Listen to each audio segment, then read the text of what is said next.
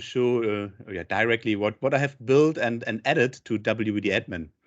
Let me start first with some context around WVDAdmin. I built the solution nearly 2 years ago, where we only had the first version of the WVD without an integration in the portal, where we only could use PowerShell. And at this time, I made some projects, POC with WVD, and it was really a fun to use PowerShell, but not for all customer. To left the customer after the POC and working with PowerShell didn't work for any customer, because you need the experience with PowerShell. And that was a reason why I started, or I thought about a solution to make it a little bit more easier to work with Windows Virtual Desktop. And I thought about two ways. One is building a super fancy web application to manage a WVD, or to make it fast, to build a Windows 64-bit application. Here's this native legacy application, but in a fast way to use it faster than building a complex web application. So that was a reason why I started with C# and this Windows Presentation Foundation, and built my first Windows application after years. And that is the result. That is WVDAdmin, which can be used to manage WVD straightforward. And now a lot of part can now be done within the Azure portal natively. But there are some other aspects, for example, rolling out session hosts in different types or sizes.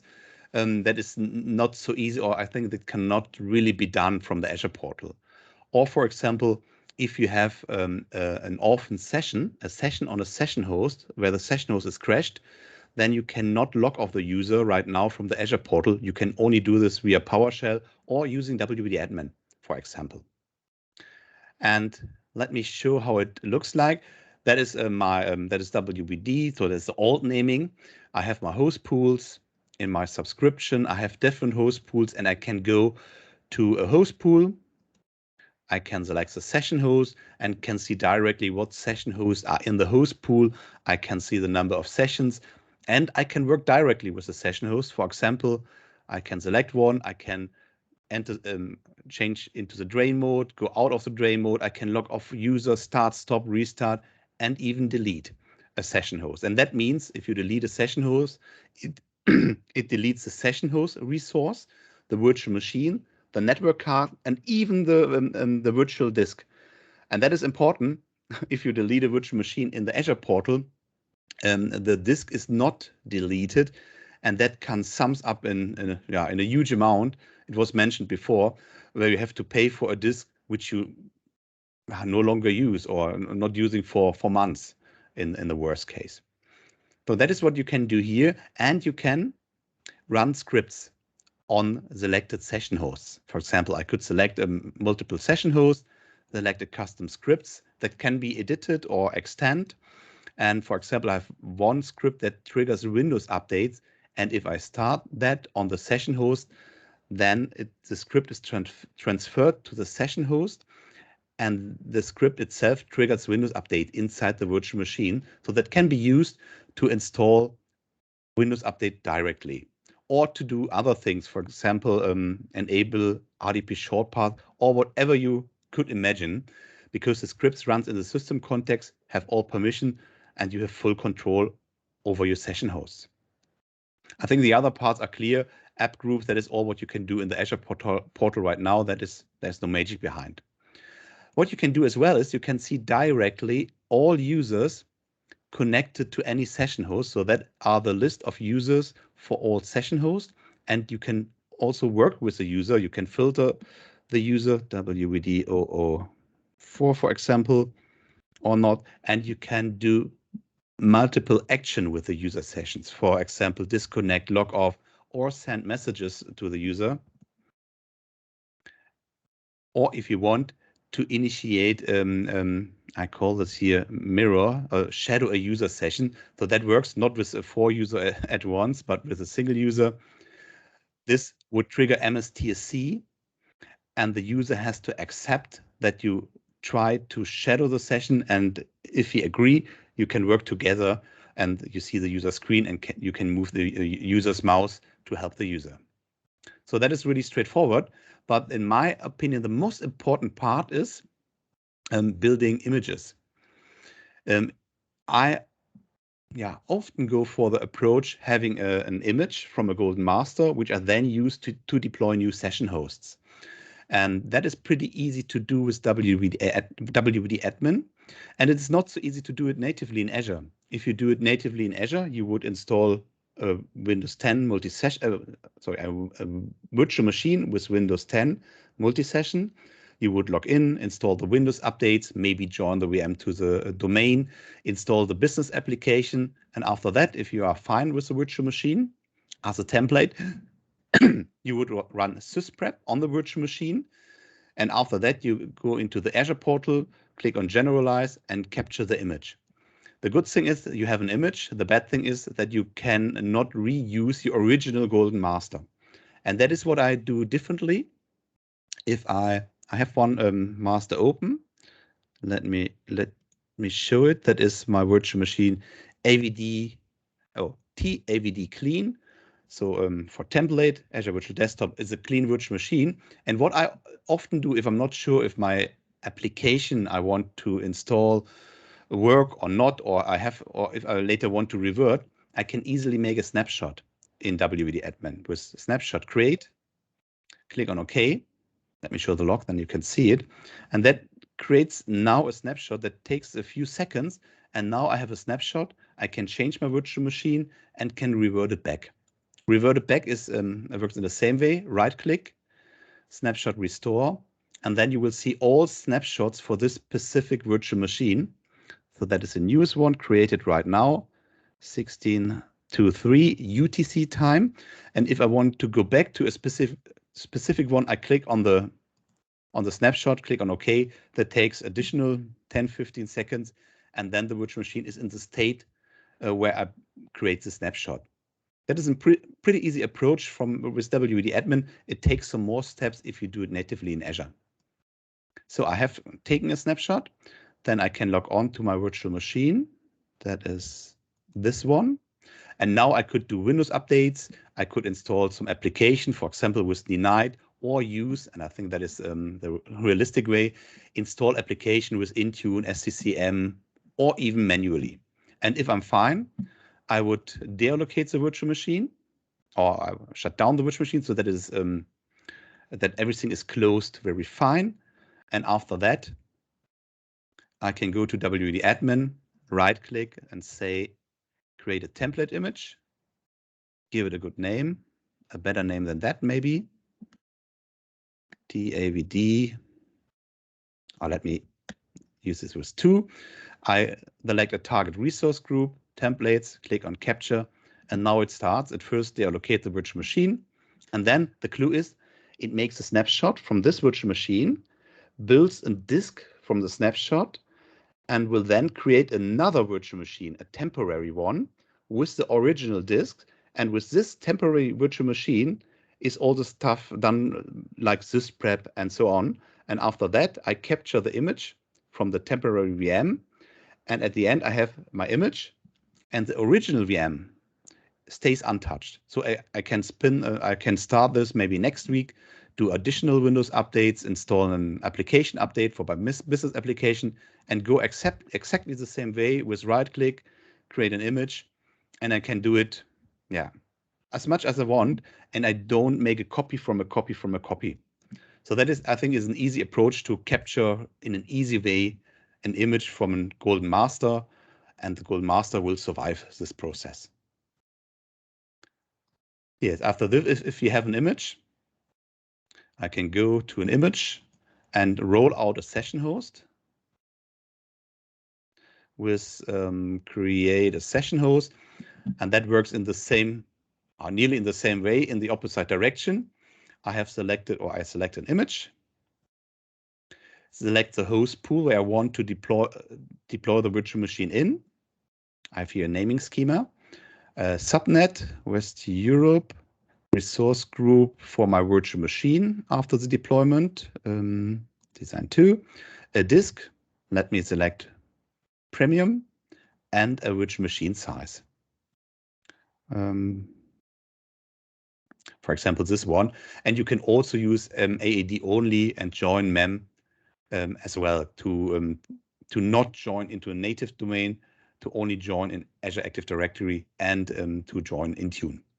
And after that, I select the number, for example, 3 virtual machine, start rollout, and then you can see it will start spinning, rolling out new virtual machine. And after 5 to 10 minutes, this virtual machine are domain joined based on the selected size, and the virtual machine are also in the host pool Canada to, okay, I have to select the other virtual machine size. Sorry for that. That is not a virtual machine size I'm allowed to use.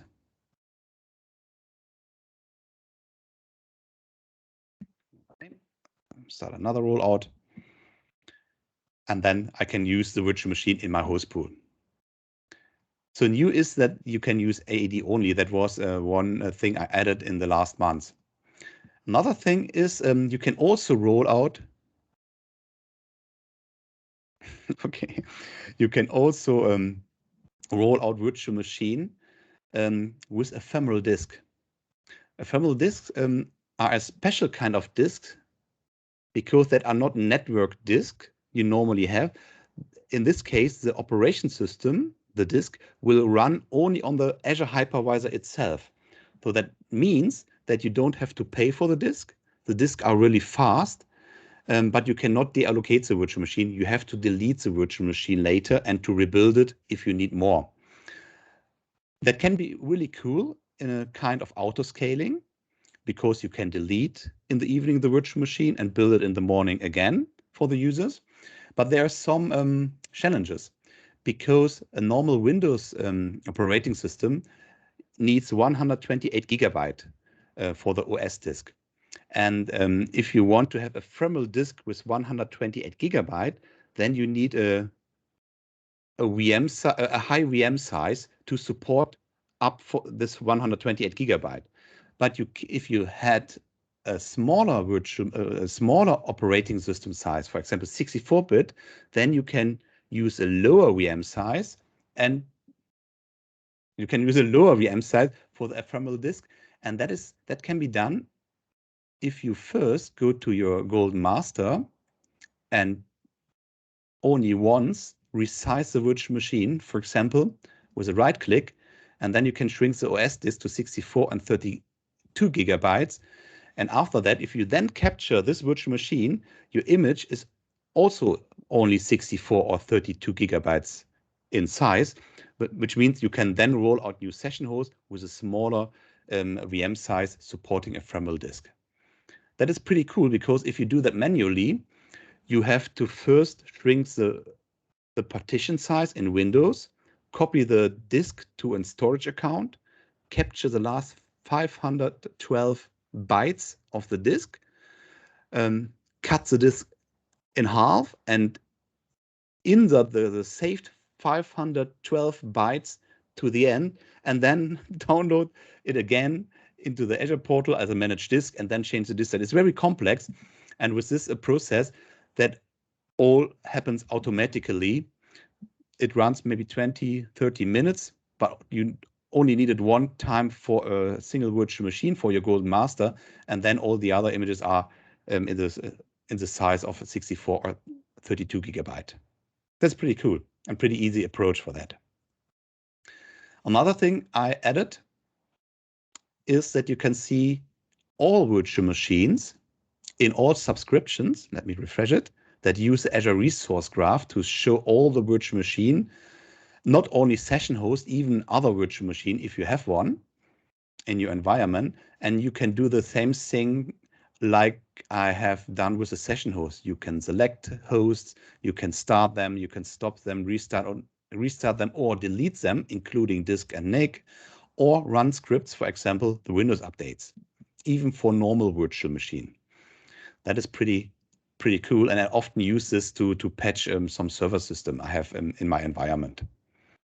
That was a new part, and you can, and I use it also to figure out if I have some running virtual machines if I have done my demos to avoid spending costs if I forget to deallocate them.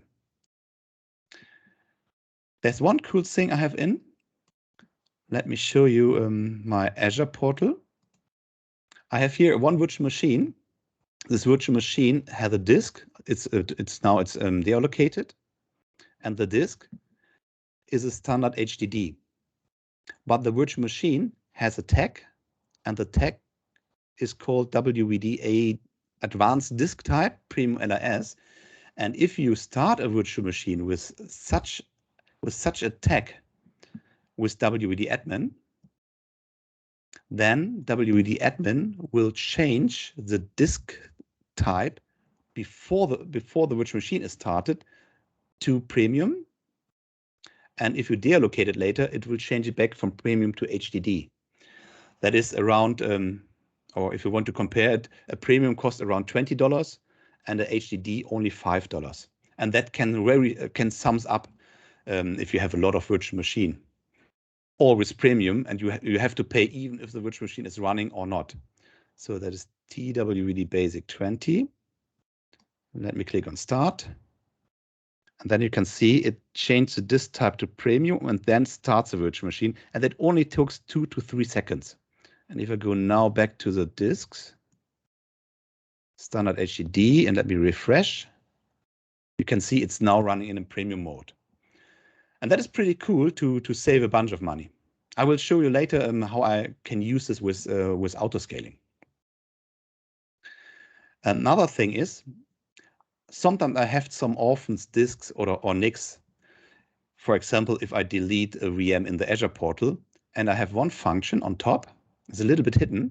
If you right click on Azure and click on Clean Up Unused Resource Preview, it will shows, or it will list all the resources, or sorry, not all resources, all NICs or all disks which are not assigned to a virtual machine. In this case, I only see NICs. I have some NICs without a virtual machine. If I had a disk, I would also see the disks here. And now I can click on Clean Up and it will delete this listed resources. And that is pretty cool if you have a lot of orphan NICs or even disks, or to figure out the disks. But make sure that you don't delete a disk you have not assigned to a VM and you will reuse later. That is then the disk is gone. So that is what I also built in. Let me check virtual machines. Yeah, deleting. I think that is clear. If you delete,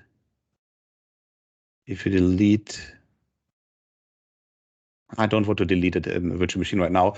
If you delete it, then you will see that it first deletes the virtual machine, then the NIC, and then the disk. So to avoid that you have this orphan disks or NICs. So that is what I have built in over the last 2 years, and I am continuing to build in new features. But I started another project that is called Hydra, and that is WVDAdmin in this kind of a fancy web application. And let me show it how that works. That is Hydra. Hydra shows you first, like WVDAdmin, host pools, resources, users, and so on. But it works. It can work in a multi-tenant level. For example, I have 3 tenants in AVD Logics from Patrick Köhler. I have my tenant IT Pro Cloud and from Sepago, and you can directly see the host pools with the load. For example, that is my host pool called Design. That is what I often use to show demos. And you can see there are 31 sessions with a capacity of 40 sessions, and that results in a load of 77%. And if you click in it, you can see the last 12 hours from the load. The red line is covering the capacity from the session host. You can see here the user sessions going up and covering by the session host, and you can see the distinct load of each session host in this environment. The cool thing here is that you can do the same or nearly the same like with WVDAdmin. You can select different hosts. You can start them, stop them, restart them, remote on, off, log off users, and so on. And you can easily deploy a new session host with a click. In the background, there is a configuration on a host pool level for new session hosts, which is then used if I roll out new session hosts, or you can change this one time for this deployment. For example, that is a default rollout configuration for this host pool. And if I want to roll out with a new image, I could select a new image and do a special rollout with a special configuration only for this particular rollout. Let me click on OK. And hopefully it will start rolling out a new session host. That should appear here. Okay, it starts a rollout and it takes also a few minutes, and then we will see a new session host in the environment. You can see that here are some session hosts with this kind of text, these two arrows, that are special hosts. And what I have done, I have an autoscale configuration on this host pool, and I defined that I want to have at least a number of session hosts running in the morning by a schedule. For example, 6 a.m. I want to have 4 session hosts running. That is my configuration. And I have select a checkbox that I don't want to start existing session hosts. I want to create new session hosts. This 4 new session hosts at 6 a.m. in the morning. And that happens. 4 session hosts are created. The first users try to log on. And if the capacity from the new created session host is not enough, then Hydra spin up the existing session host. So first I build session host to handle the first user load in the morning. And if I need additional hosts, I start the existing session host, which is faster than creating new one. And that is really good because this session host will be deleted later. If I do not longer need the session host will be deleted. And tomorrow morning, tomorrow is Saturday, on Monday morning, at 6 a.m., new session hosts are created and the existing session host will then be started when needed. And that is pretty cool to save even money, or if you make it really good, you can configure to create this session host as a ephemeral disk. So that then you have at a specific time, for example, 4 session hosts with ephemeral disk very fast without paying the disk, and the additional hosts are started if you need them. Starting means, let me go to the host pool configuration for this host pool. I have configured an auto change disk type to premium SSD, and that does exactly the same like WVDAdmin do with the tag. But in this case, you don't need a tag because this is for all session hosts in the host pool. If you start a session host with Hydra, then Hydra change first the disk to premium and then starts the session host. And if you deallocate it, it will go in the opposite direction, shut down the session host and switch the disk back to HDD. And the good thing is that happens if you do it manually, here with a click, or if autoscale triggers a virtual machine to start. It first brings it to premium and then starts a virtual machine, so that you only pay for premium if you need premium disk when the machine is running, and not for the time where the virtual machine is not running. Not running, and you don't need the power of a premium. Then HDD is good enough, in my opinion. So that is from the host pool perspective, and there's much more behind. So from the user session, you also can see all the user sessions like in WVDAdmin. And if you have the permission, you can see all the users from all the tenants you have in Hydra.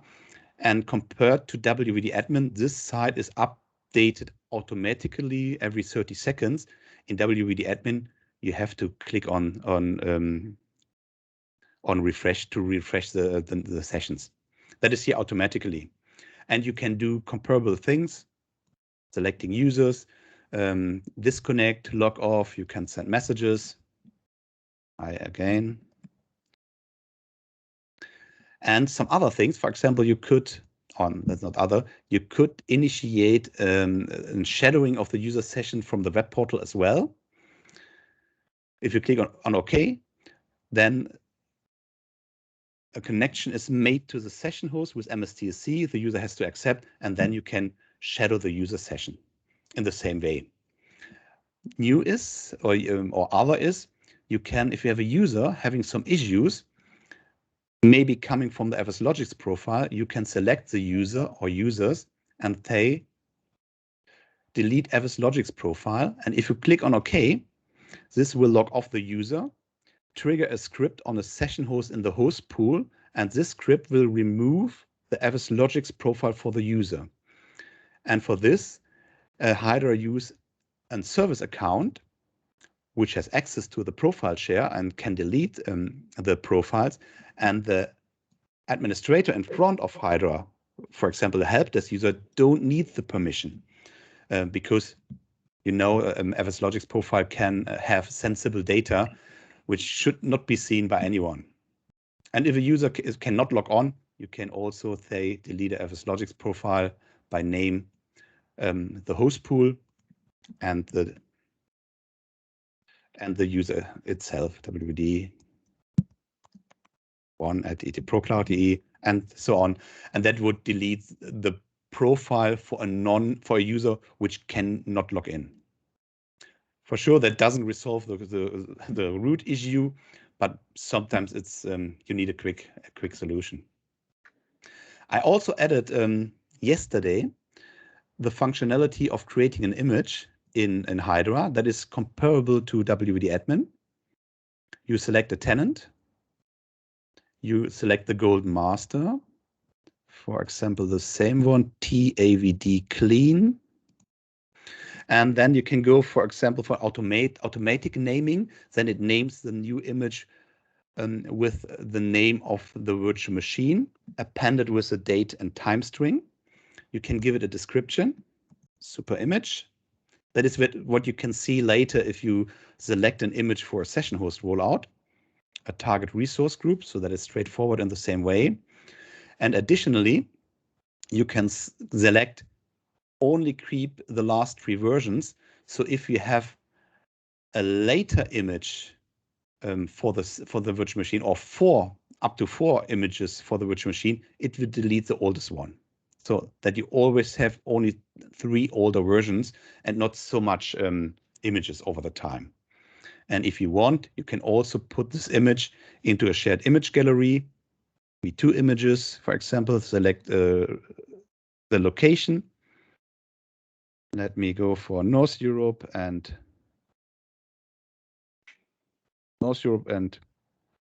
Germany North, for example.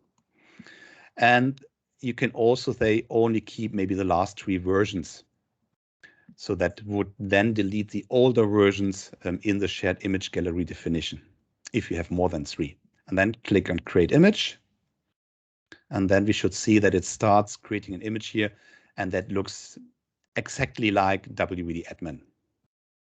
And with WVDAdmin, you can also copy an image into an image gallery. Let me show you one I have created yesterday. Who has used WVDAdmin? I think that is, then you know that it looks exactly in the same way. Image ready, and here's now a copy to the shared image gallery, for example. And here was the older version deleted, 108, and the news was 1012. So that is what I have, or what is new, and that you can see what happens in the log. So logs are written in Hydra from the first day, but now you are able to see the log as well. And if you are a full admin, you can see that can see the logs from any users. And if you are not a full admin, then you can only see your own entries, what you have done.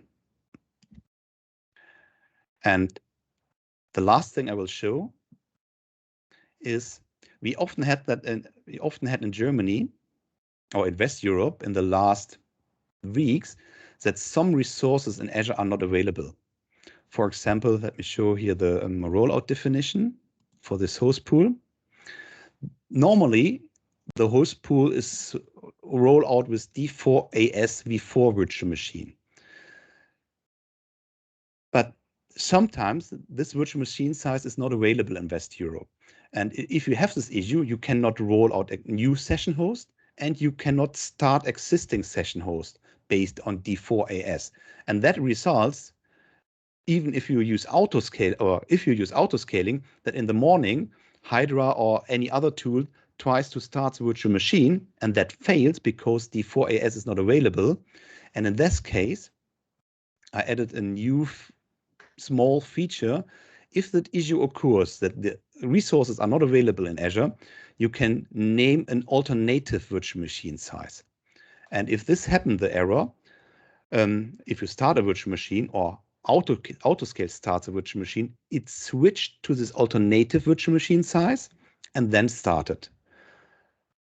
For sure, then you don't have the expected VM size, but you have a running virtual machine. And you can also define, in this case, I selected 6 hours. If you roll out new virtual machine and that fails, it will switch also to this alternative one to roll out new virtual machine with then D4.8 v4. And hopefully this is then available, but this avoids the issue we had 2 times in the last 4 weeks that a customer hadn't enough virtual machines running to handle the user sessions as a kind of workaround. And later, if you think it's a good idea to switch back to the original one, that is what you can do manually or with Hydra in a batch processing job. And that is what I can show you in 30 minutes. And I hope it is okay and you enjoyed it. Thank you. This is great. Yep, absolutely great stuff. I'm always impressed when I see this and the updates you put into it. Thanks a lot.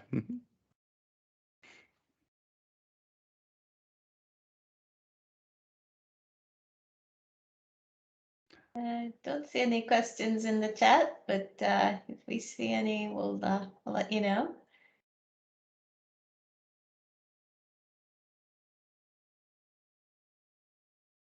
Turn the screen over to Jim.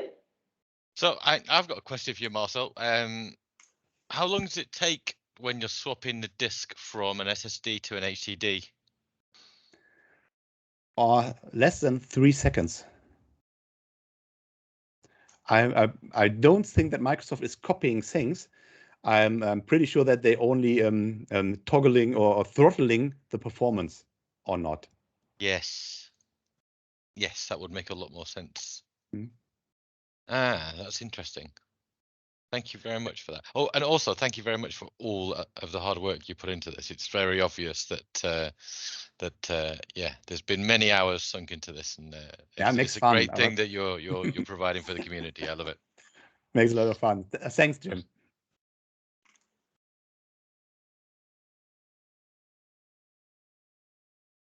I'm happy to take over if there's no other questions for Marcel. Yeah, I think you can go ahead, Jim. I don't see any more questions. All right. Give me a second to get myself slightly organized. Unusual for me, but we'll give it a go. Well, I wasn't going to say it. I'm glad you brought it up. All right. What do we want to do? We want to share something, don't we? That would be very useful. So that should be some content being shared. Hopefully you can see it. Sure can. Lovely. So my name's Jim Moyle. I work for Microsoft. In fact, I've just changed roles. Haven't actually announced this publicly yet, but so there you go. This is my first public announcement. I used to be an Azure Virtual Desktop Global Black Belt. I've moved from there to the AVD product group. So now I'm a senior program manager within the AVD product group.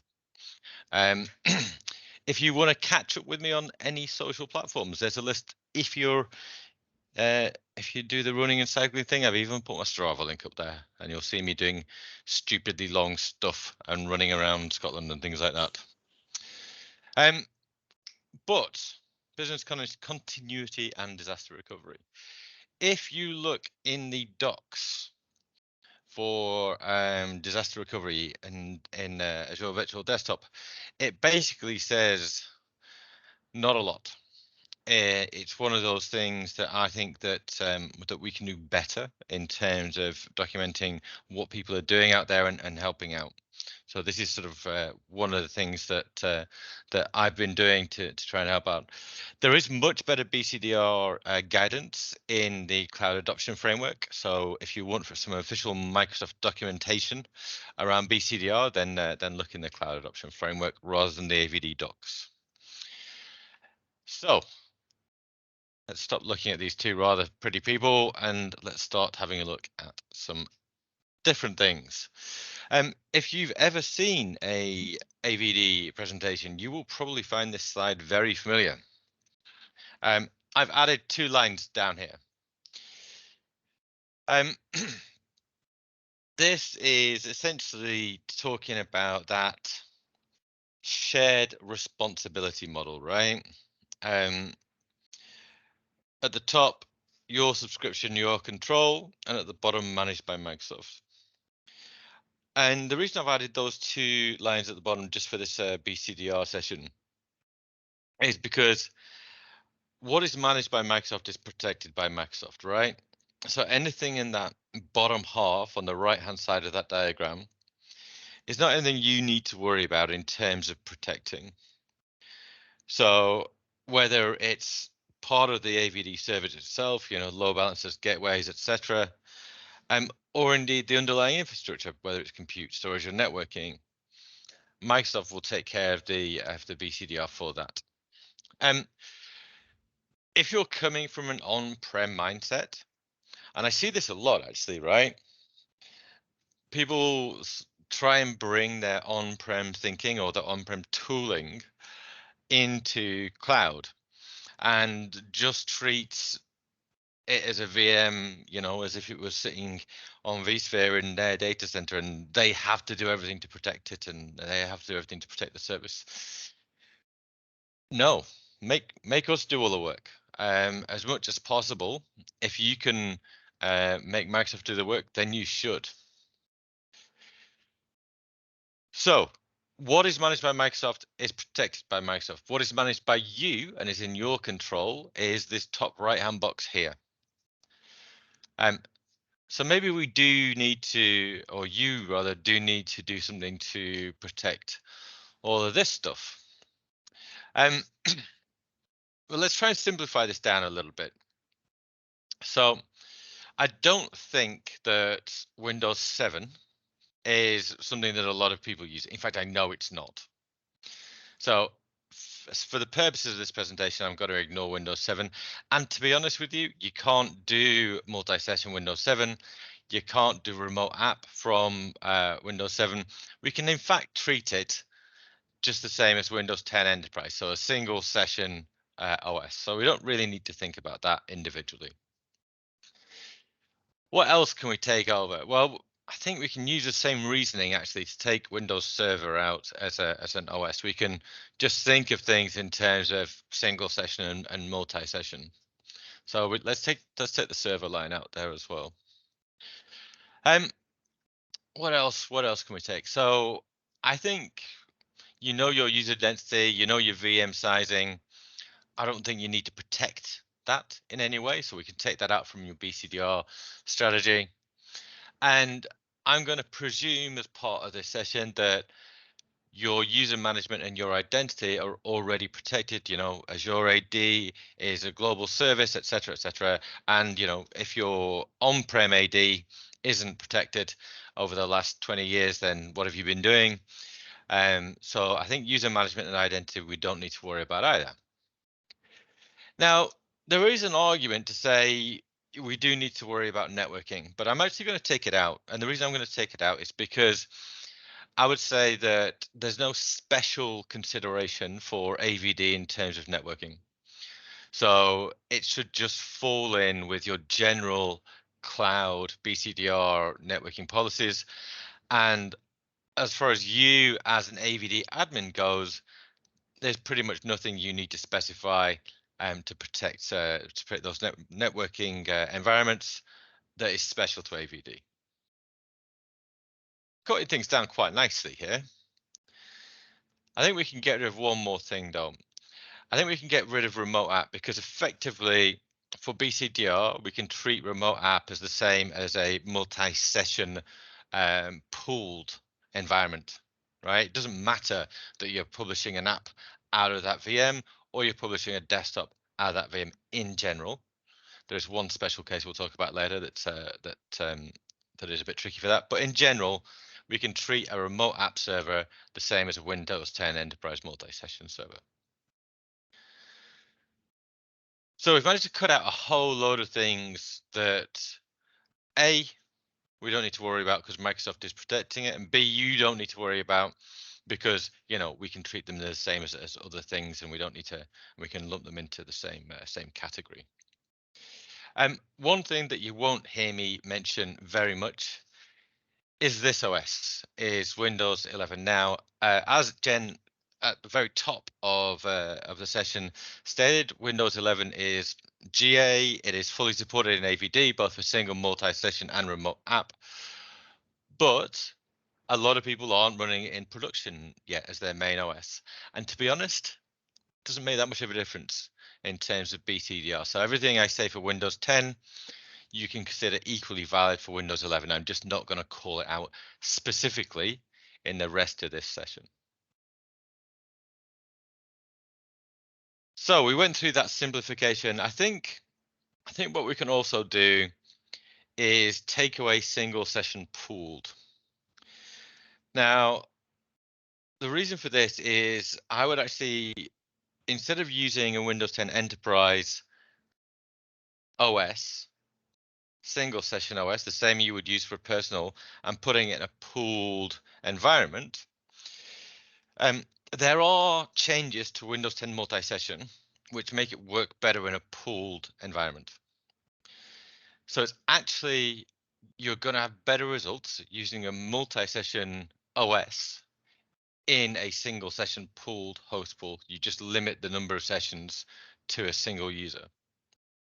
If you do that, not only will your single session pool users be far happier, and you'll be far happier as the admin, but we can again treat it the same as a multi-session because it's the same OS.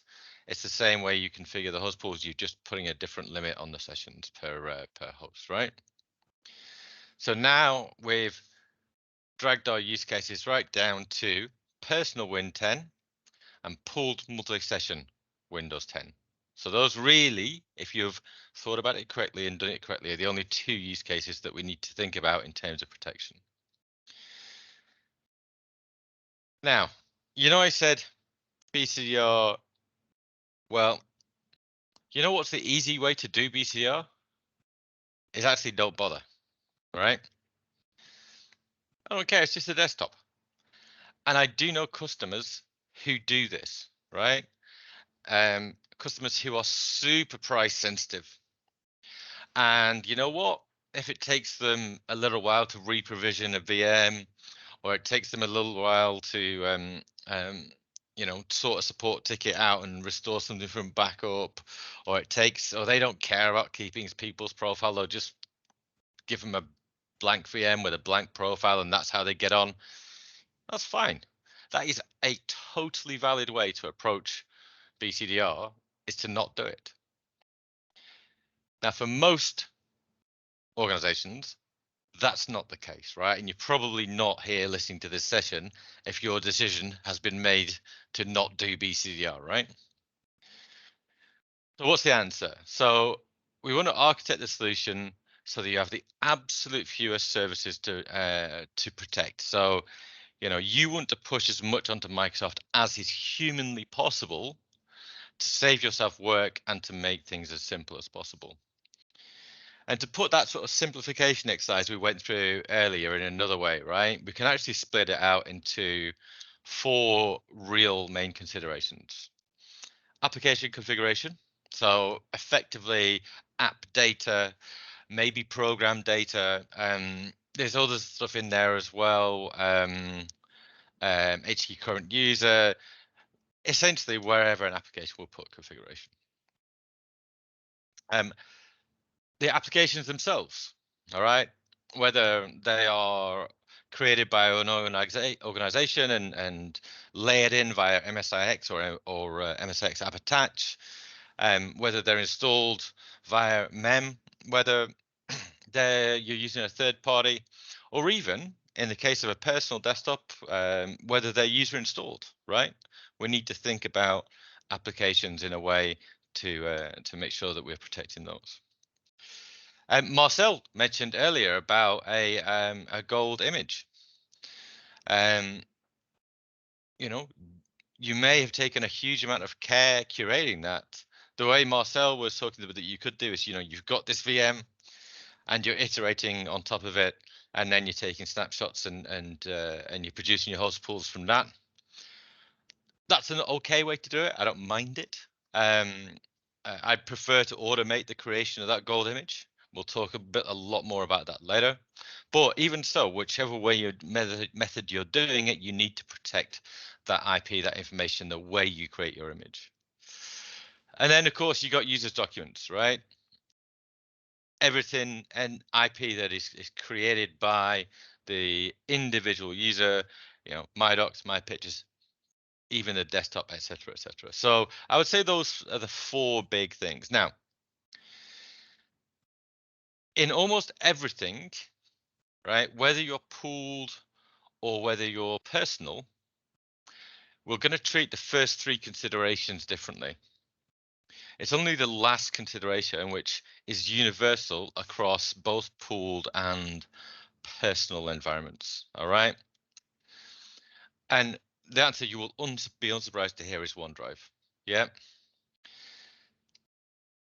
This removes entirely the requirement to back up, replicate, restore your user created documents because you're storing them in OneDrive. Now, this means that the user can have the same documents experience whether they've got an offline laptop or whether they're logging into a Windows 10 multi-session VM in the cloud, right?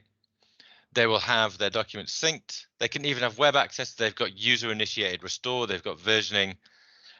And all of the documents problem is suddenly gone from your responsibility. So however you're doing a desktop, put your docs in OneDrive.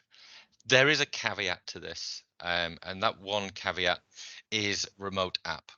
The reason being is that remote app doesn't support the full sync client for OneDrive. So if you're using remote app, then that you'll have to think about that. Hopefully you'll be using apps that don't require OneDrive, but it is a bit of a wrinkle that you'll have to think about. But in general, whether it's if it's a desktop, just use OneDrive. All right. Now, I said that OneDrive was the only universal solution and everything else depended on this sort of personal versus pooled environment that you have. Pooled usually takes about 80% of an organization's user base, and personal the other 20%. So this is usually either developers or IT admins, or occasionally you get execs who demand their own OS. You get high performance computing users as well, who need GPUs and that sort of thing. So those are your personal. Pooled, everybody else. We'll talk about personal first. I dislike personal in the way because it's really expensive to run.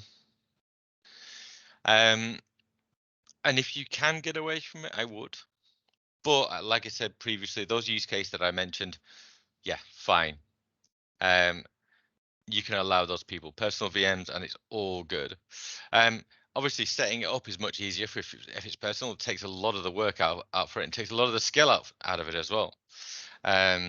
So you tend to find personal environments that aren't for those use cases.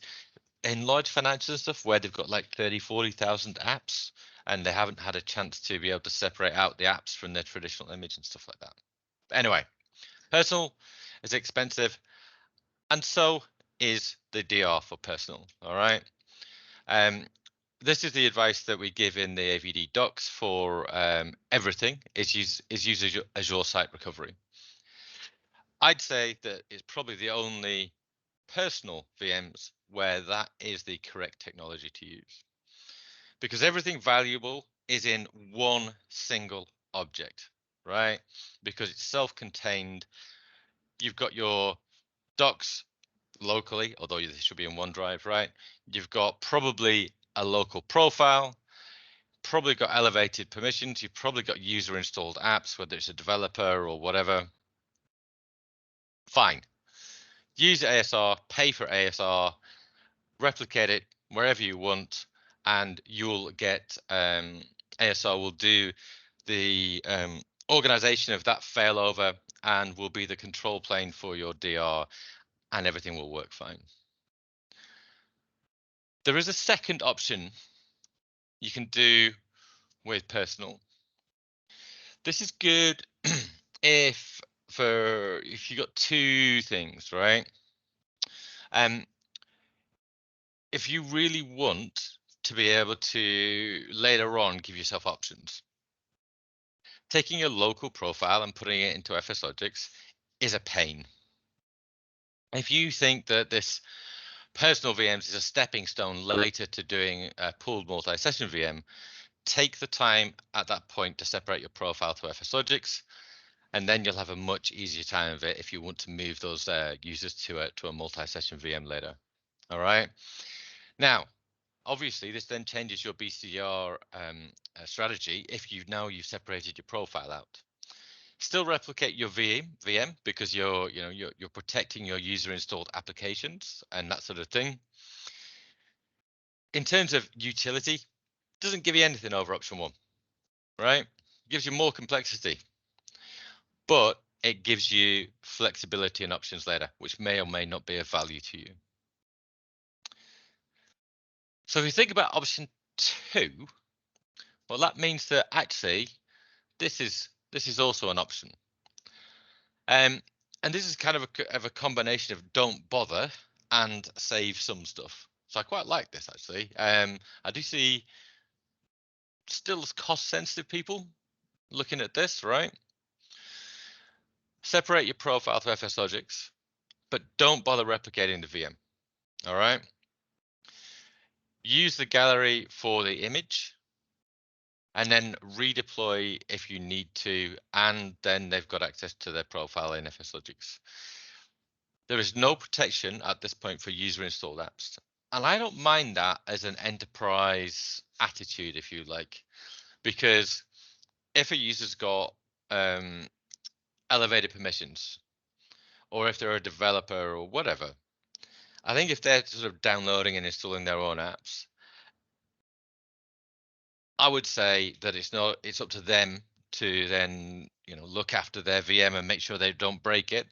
And essentially it's down to the organization to be able to reset that VM and give them the tools that they need to do their job and the internal tools they need whenever you like. But I'm not sure that a organization's IT team should be in charge of troubleshooting user installed apps. So I think this is a valid strategy to take. We are going to need, in this case, again, to replicate those FSLogix profile disks in an active-passive manner, right?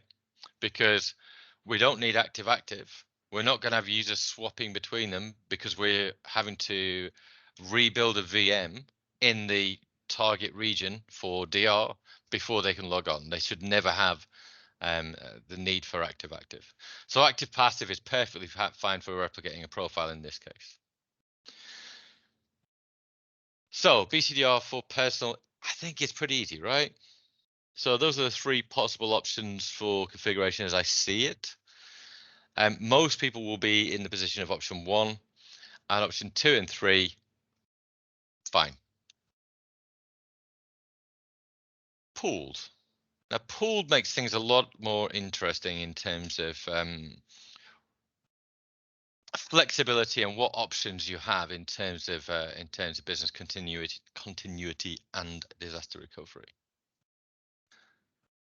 Now, we talked about OneDrive being universal for all scenarios, right? I would say there's a couple of other technologies which are universal for all pooled scenarios. And those two services are FSLogix and Azure Compute Galleries, the old shared image gallery. Let's talk about, we've already talked about OneDrive, so let's talk about FSLogix in a little bit more detail, right? Now we can have your FSLogix profile here, and we can do several things in order to have that in more than one place, right? We can do native Azure replication. So we can do Azure files or Azure NetApp files. There's also replication, which is part of the FSLogix agent, which is called Cloud Cache, which allows you to store that profile in up to 4 or 5 different locations. Now, if you think about profiles, they can grow, right? They could be several gigs in size. And I would say that there's a lot of white space that people end up with in their profiles. There's a lot of app caches, mostly Office caches. So your OST file, your OneDrive full sync client cache. We don't really want to be replicating cache data, do we? Particularly not when it's the majority of your profile. From what I see, your actual profile data, right? So this isn't docs, right? Docs are in OneDrive. This isn't cache. This is really app data, right? Literally the folder or app data that we really need to be protecting. So that's why if you're doing BCDR for FSLogix, I really favor using the Office 365 disk as well as the profile disk, because it separates out your 2 types of data. Your Office 365 disk is your cache data that you do not have to backup, replicate, or restore, because the source of truth for this data is in Azure. This is another example, right, of getting Microsoft to manage something so you don't have to do it. Just give us an SMB share on Azure files or Azure NetApp files, store it there, forget about it. And then when somebody logs back on to a different location, they'll drag all of this cache data back down from Azure, and that's all you need to do to protect this data. Now, that's fine. You can leave that well alone. But what you do want to do is back up your profiles. So all of the docs are in OneDrive. All of the cache is in your Office 365 disk. What's left? What's left? Well, essentially, it's that folder app data, right? That application config is pretty static. Now, this is super organizational dependent, right? Because you can say static app data, well, I might reduce the frequency of my replication or my backup of this data because it's static, right? Super static. This is not going to be true for every application. It's not going to be true for every organization. But it's something that you may be able to do is to reduce your backup frequency to maybe a weekly backup. Sunday morning, you can back up your profile, and you can maybe take the pressure off yourself as an admin in terms of that frequency. So have a think about that. You may be able to get away with it. In terms of more stuff about FSLogix, I wrote an open source tool which will take the white space out of disks. It is in use by a lot of people, including a lot of our partners use this code in their product, which is fine. It's an MIT open source license, so they can absolutely do that, and I don't mind. But if you want to shrink and get rid of the white space in your disks, then I would definitely advise doing this, particularly your profile disks, right? I mean, it's good if you're on Azure files and whatever, just to reduce capacity anyway. And if you're replicating your profiles, you want to be replicating or backing up the smallest amount of data that you want to. I've seen Marcel say that this is an awesome script with a lot of benefits. Thank you, Marcel. You're very kind. I do have another version of it, hopefully, that I shall release soon-ish when I get a chance. Most 99% of the work is done, which probably means, as Marcel probably knows, that it's about 50% done really when you think it's 99% done. All right. If you want to use the tools, then use the shrink tools. Make sure you're backing up the smallest amount of data. Make sure you're replicating the smallest amount of data. So let's dig into the storage options for FSLogix. We mentioned previously Azure NetApp Files and Azure Files Premium.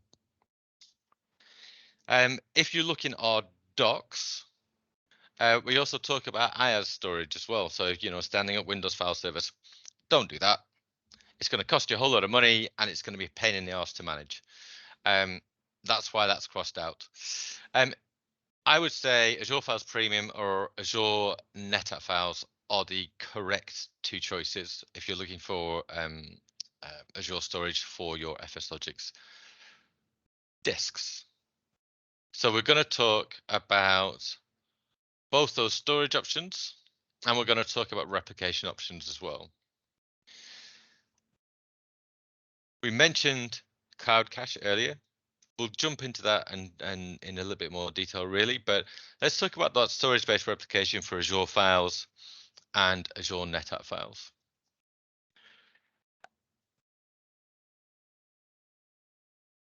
Here we go. There are different types of redundancy options for storage in Azure. What features are available regards redundancy in Azure depends on what type of storage it is. And also, because we're always rolling out new features or extending features, it may depend on your location as well as we roll features out throughout Azure. Given that this is a very fluid and constantly changing picture, I took this screenshot today, this afternoon, and I'd actually missed that premium file shares will get global zone redundant storage, geo-zone redundant storage rather, in some places. So that was news to me today. So make sure you keep up to date on the new features that we're rolling out across Azure as regards storage and when you can take advantage of them. We talked about premium file shares, so ZRS is a good option, and if you've got it in your region already, then you can do GeoZone redundant storage for FSLogix as well. Excellent. Fairly recently, a few months ago, Azure NetApp Files cross-region replication came out. This is great. It had been in public preview for ages, actually.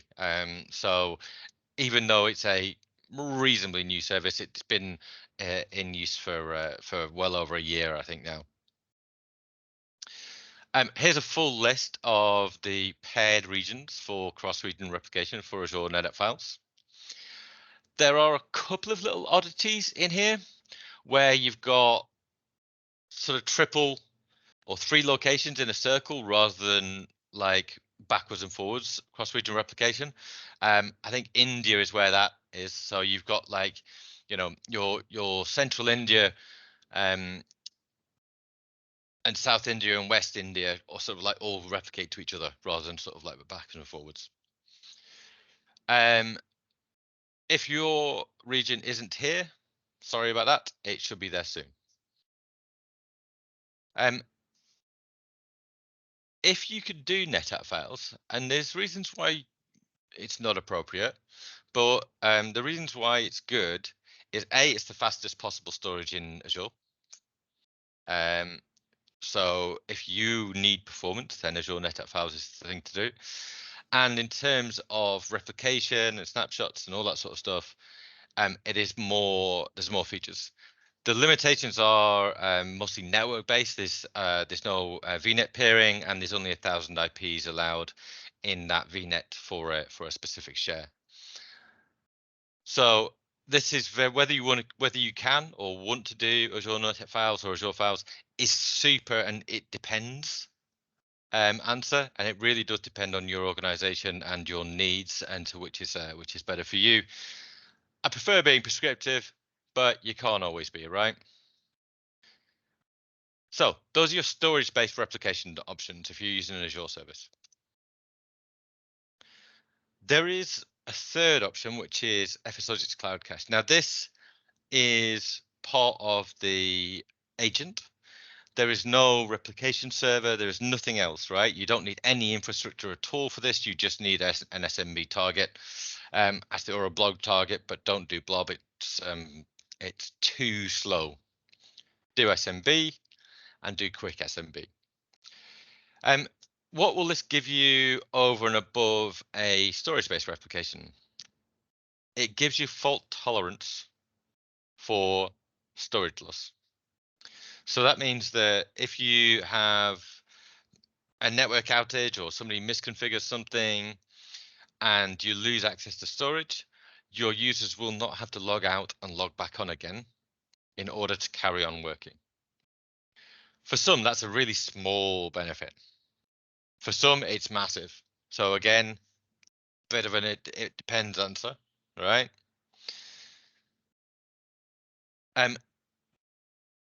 If you've got it replicating to even 3, 4, or 5 different targets, it does not get you out of backing stuff up, right?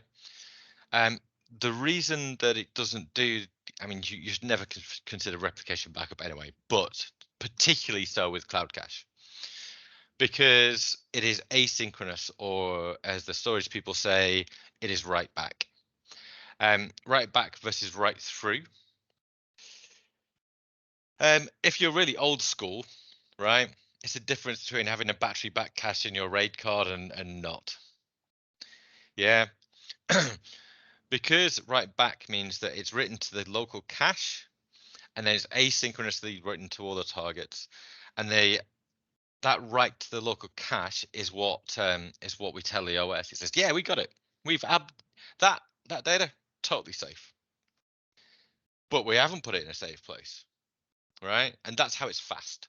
That's how you can store the data all around the world and it not impact your user experience, right? Because you're sacrificing data integrity or possible data integrity, right, for speed. Which is okay as long as you've got backups and as long as you know that that is the case, right? How would a data integrity problem present itself? If you have at least one location where stuff is synced to, then you're fine. And given that the sync happens if you've got something that's, near line, so like let's call it in the same region in Azure, then it's going to take milliseconds to sync to that storage location, right? If all of your storage is remote, then it's going to take whatever that network latency round trip is to be able to sync that back. If you have unsynced data in your cache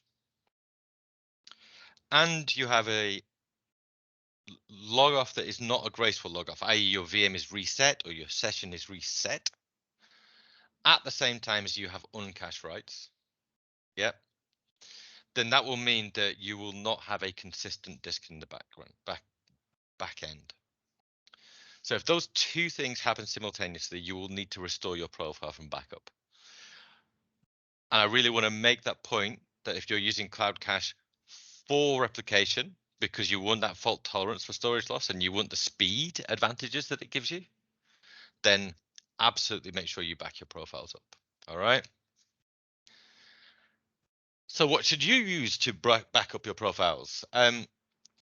If you're using Azure Files, Azure Backup, right? That works pretty much everywhere. And NetApp snapshots for Azure NetApp Files. If you're at all familiar with these two technologies, you'll be familiar with the way to back up those bits of storage. Great stuff. So we've covered, what have we covered? We've covered documents and we've covered profile data. Image data. So that was the one of those 4 topics that we originally looked at, right? Used to be called shared image gallery. I love the shared image gallery or Azure Compute Galleries. If you're used to an on-prem environment, this was always a pain in the arse, was global replication. Well, Azure Compute Galleries gives you that for free. Gives you built-in global replication for images to anywhere in the world. Very nice. Gives you versioning for images, not just in terms of what you'd normally think of as a version, but there is the ability to tag any of those versions as latest. And then for AVD, when you're creating a host pool, to say, grab the version that's tagged as latest. Why is that an advantage? Because it means that you can have an image in your Azure Compute Gallery that is technically a newer version, but maybe it's under testing or it's UAT, or hasn't been signed off yet. You don't want somebody who's deploying a host pool to grab your test version. You want them to grab your latest production version, and you can use the tag to do that very nicely with Azure Compute Galleries. So you remember I said that in our docs we tell you to use Azure Site Recovery for pooled? You can. You definitely can.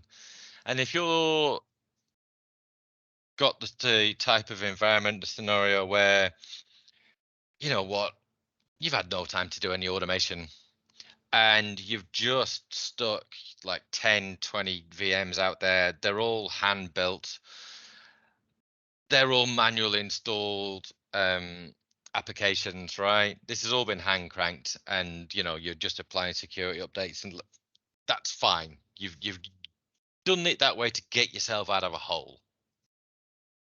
If you're in that sort of situation, then using Azure Site Recovery for pooled VMs, fine, right? Because it's more time, it's worth the money to pay for Azure Site Recovery than it is for you to try and recreate all of this from hand. That, I would say, is the only reason that you should do Azure Site Recovery for a pooled AVD environment. Speaking of host pools, availability zones. Love availability zones. Can't be deployed using our GUI in terms of you can't in terms of spreading them throughout your availability zones. You have to do a bit of finicky things with ARM templates and biceps to get a host pool to spread out properly around availability zones, but it's absolutely worth it. It totally reduces your failure domains. It fits in with how we tell you to do loads of other things. It fits in with, you know, that ZRS that we were talking about for Azure Files in terms of like your zone redundant storage. Availability zones are great things.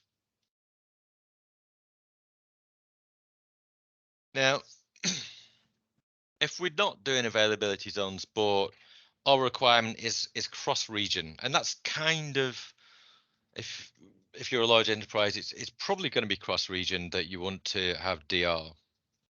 We talked about cross-region replication for Azure Files.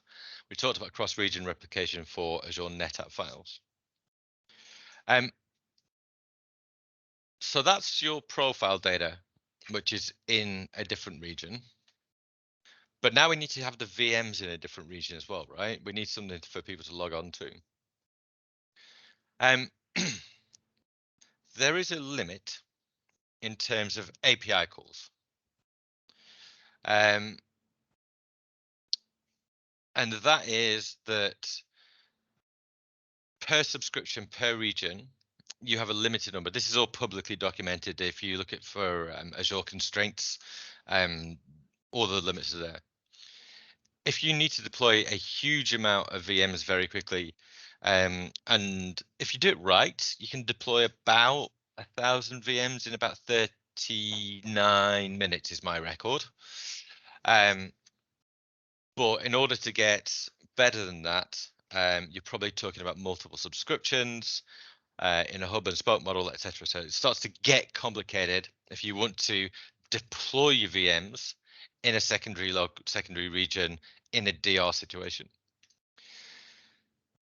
So if you don't want to deploy your regions, essentially you're going to have VMs pre-deployed but deallocated, right? Switched off. If you're a small organization and you've got good automation skills, you can save your money on that storage cost and deploy at DR time, and that's fine. I'd say if you're a large organization, then let's talk more about having those VMs pre-deployed but stopped and deallocated, and then you can bring them up as you need, right? You're pre-deploying from your gold image in the gallery, right? So anytime you update your image in the gallery, you've got some automation which says, right, I then go and update all of my VMs, which will be turned off in a secondary or tertiary region. Does mean that your recovery region, yeah, is tied to where you've got VMs already deployed. This is kind of why automation is nice, right? Because you could then say, right, well, if let's say, you know, UK region is down and everybody's gone to North Europe. Well, then, you know, maybe the type of SKU that you're wanting isn't available in North Europe, as everybody's transferring every single workload from UK to Northern Europe. If you've got automation, you can, well, that's fine. I'll pick Southern Europe. I'll pick any other region. But if you're pre-deployed, then obviously you're tied to that region. And I've seen people do pre-deploying to 2 separate regions to guard against that sort of thing. But you've got to have fairly deep pockets to be able to take that kind of hit when you're storing VMs over there. Marcel in the chat says switching these disk types is an option, and that is why I asked about the duration for changing disk. Thank you very much, Marcel. If you are in this case, you can actually, you know, change them from a fast to a slow disk and pay less, and then when you need to boot them up, as Marcel showed in his demonstration, you can change the type of disk and then boot them up. Rajiv, I will talk about your question in a second. All right. If you think about an on-prem desktop virtualization environment, active is super common, right? So you're running your environment at 50% of its capacity, so you're not running it super hot, right? And you're effectively continuously testing your DR, right? Because you're spreading your load across your 2 disaster recovery regions. And as I say, you're not running those environments super hot. I think on-prem, where you have finite resources, active super makes sense. In cloud, I don't think it makes half as much sense. Because what you're doing is you're applying thinking where you've got finite resources, and I know cloud isn't infinite, but like, let's just for the purposes of argument say finite versus infinite resources, right? I think because when you're running 100% of your workload in your closest region, you're giving your users the best experience and you're not running those VMs or that underlying infrastructure any hotter or anywhere near max capacity than you would be doing if you're spreading those VMs out across 2 different regions. Just stick your VMs nearest to your users and make your DR strategy handle whether you want to do when you want to bring them up in a second region.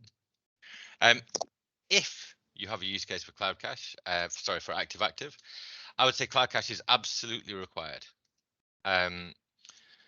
because you can't tie people to a region if you're spreading your host pool across regions. They will log on randomly to whatever region they get assigned, and so you need Cloud Cache to give you that ability to look at whatever your profile is that's local and then sync that to the remote, and Cloud Cache can handle that automatically for you.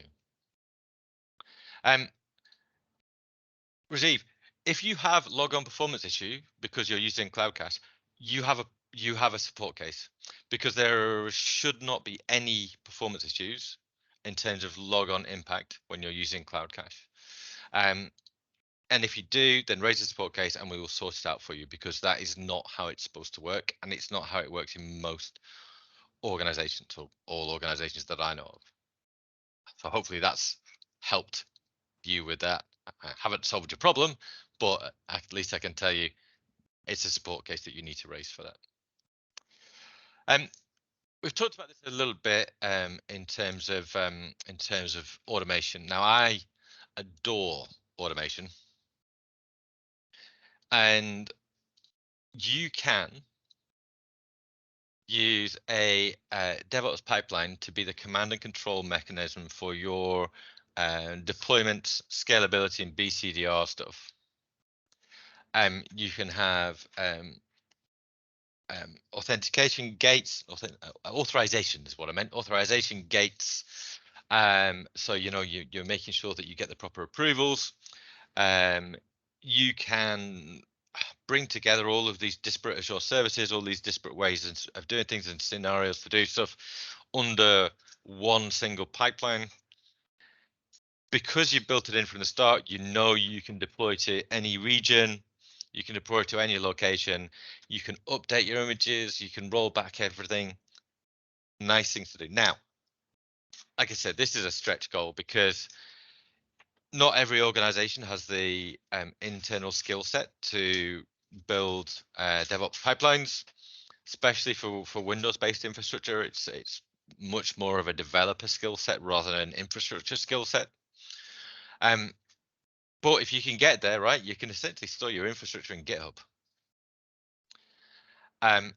I've got a whole different presentation which can go much more into detail for this, so I'm not going to go too much into detail around how to do this, but it is definitely possible end to end to have all of your infrastructure stored in GitHub.